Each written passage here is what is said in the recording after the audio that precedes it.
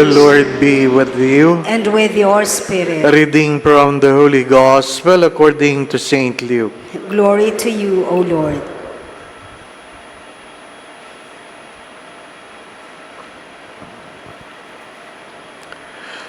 Each year, Jesus' parents went to Jerusalem for the feast of Passover, and when he was 12 years old, they went up according to festival custom. After they had completed its delays as they were returning, the boy Jesus remained behind in Jerusalem, but his parents did not know it. Thinking that he was in the caravan, they journeyed for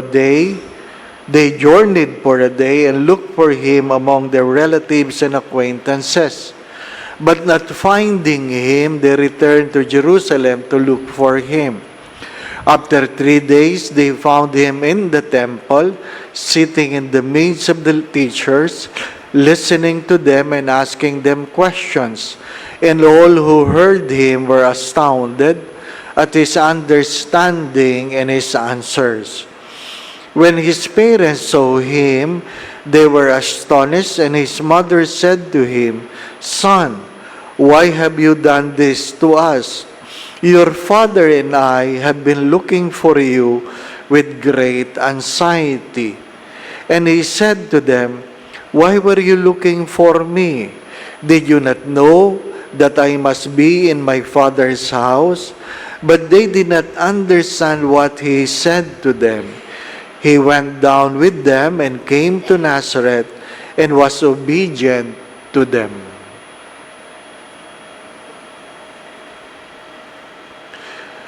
The Gospel of the Lord. Praise to you, Lord Jesus Christ.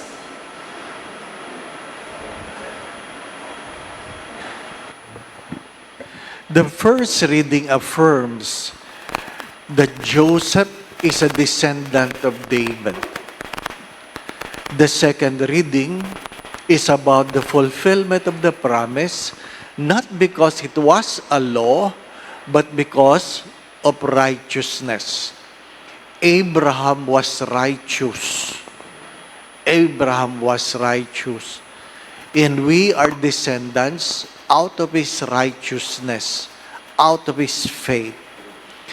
What made Joseph the husband of Mary? It is not because of the law, but because of his righteousness. Ano po ba ibig sabihin ng righteous? Palagi ko yan sinasabi sa Tagalog, ang ibig sabihin ng righteous, hindi palaging tama. Ibig sabihin ng righteous ay matuwid. Matuwid. Ano po? Matuwid ka, ibig sabihin, sinusunod mo ang kautusan. Kaya nga palaging paalala yan sa kasal, hindi po ba? Sa lalaki, maging righteous. Maging matuwid. Yung asawa, wala nang ibang katapat kundi yung misis niya. Si misis, wala na ibang katapat kundi yung mister niya. Di po ba? Ano? Pag kayo'y magkatapat, matuwid kayo. Pag hindi kayo tapat, ang tawag sa inyo ay tabingi.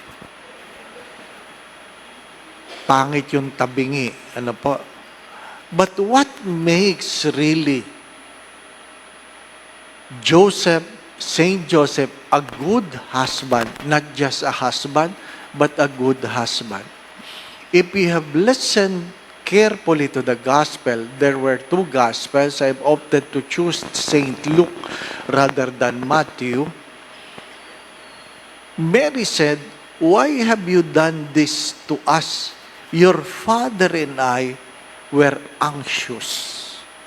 Ibig sabihin, nag-alala si San Jose. Naintindihan po ninyo? Nag-alala. Ngayon, anong maganda doon bilang isang mabuting asawa? Number 1, Saint Joseph never nagged on Mary. Never nagged on Mary. Mahalaga yun. Ano po? Yung nalaman mo na wala sa asawa mo, ang inyong anak, at wala sa iyo yung anak ninyo, hindi po ba, ano? Hindi sinabing kung ano-ano, hindi po ba, ano? May mga mister, pag may problema, nagbubunga, ha? Mas malaki pang bunganga kaysa misis nila, hindi po ba, ano? Father, huwag mo na maggamitin yung bunganga, ang pangit, ano? Bibig na lang, hindi po ba?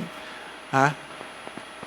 It's good to understand that a good husband never nags a wife. A good husband never nags a wife. If there's a problem, you never nag on your wife. You should be second, part of the solution, and never a problem. May problema ka na, nagbubunganga ka pa, so naging bahagi ka ng panibagong problema. Sabi nila, ay kasi naman, Padre, wala namang speaking lines si Joseph. Walang speaking lines. Yun nga mahirap doon, di po ba? Ano? Talagang ginampanan niya ang kanyang papel na nasa gitna ng mga pagsubok, pag-aalinlangan, sa mga pagtatanong, pagkatakot. Hindi siya nagreklamo. Hindi siya nagreklamo. Ano po? Ha? Merong picture ng ibon. Ng ibon. Dalawang ibon. Ano po? Yung isang ibon, nakabuka ang bibig. Yung isang ibon, sarado ang bibig. Ano ang comment sa ilalim? Sa picture lang na ito, alam mo na kung sino ang lalaki. Hindi ba ba? Yung tanong nila, sino daw yung inutusan, ni Noah na kumuha ng dahon, ng olive branch para alam niyang wala ng baha? Ang sagot lahat, lalaki. Bakit? Kasi hindi mo kayang itikom ang iyong bibig pag ikaw daw ay babae. Ano po? Totoo ba yun o hindi? Hindi ko alam. Hindi po ba, ano? Hindi ko alam. Pero, ano sabi nila? A good husband speaks less compared to his wife. Nag-celebrate po ako ng golden wedding anniversary. Tinanong ko yung mag-asawa. Sabi ko, ano po sekreto niyo, tatay? Ang sagot ni Mister, si Mrs. lang ang nagsasalita. Baka gusto niyong tularan yun, ano po? Si Mrs. lang ang nagsasalita. Ano sinasabi niyo, tatay? Ako, sabi ko lang, sige. Ano po? Yes, dear. Di pa ba, ano? My dear friends, my brothers and sisters, Saint Thomas of Aquinas have said this: if you cannot tame your palate, you cannot tame your soul. But he also said this: if you cannot tame your tongue, you cannot tame your soul. If you cannot tame your tongue, you cannot tame your soul. My dear friends, my brothers and sisters, pray for your husband. Pray for your husband. Ano po? Sabi ng isang babae, the beauty of a quiet husband is that you can gossip all night long and you will know he will not tell anybody. Why? Because he do not listen. I do not know. I do not know. What I'm trying to say, my brothers and sisters, it is the righteousness that is very important. It is the righteousness. But the Chinese would say, more talk, more mistakes. Less talk, less mistake. I guess in Saint Joseph, no talk, no mistake. Amen. Pahabol lang, naikwento ko na ito. Ano po? Yung babae na umiiyak sa kumpisalan, At pagkatapos no, naging masaya na siya sa kanyang asawa. Ano po? At tinatanong siya ng kanyang asawa, ng kanyang mister, ano sabi ni Father? Sabi lang ni Father, embrace your mistake.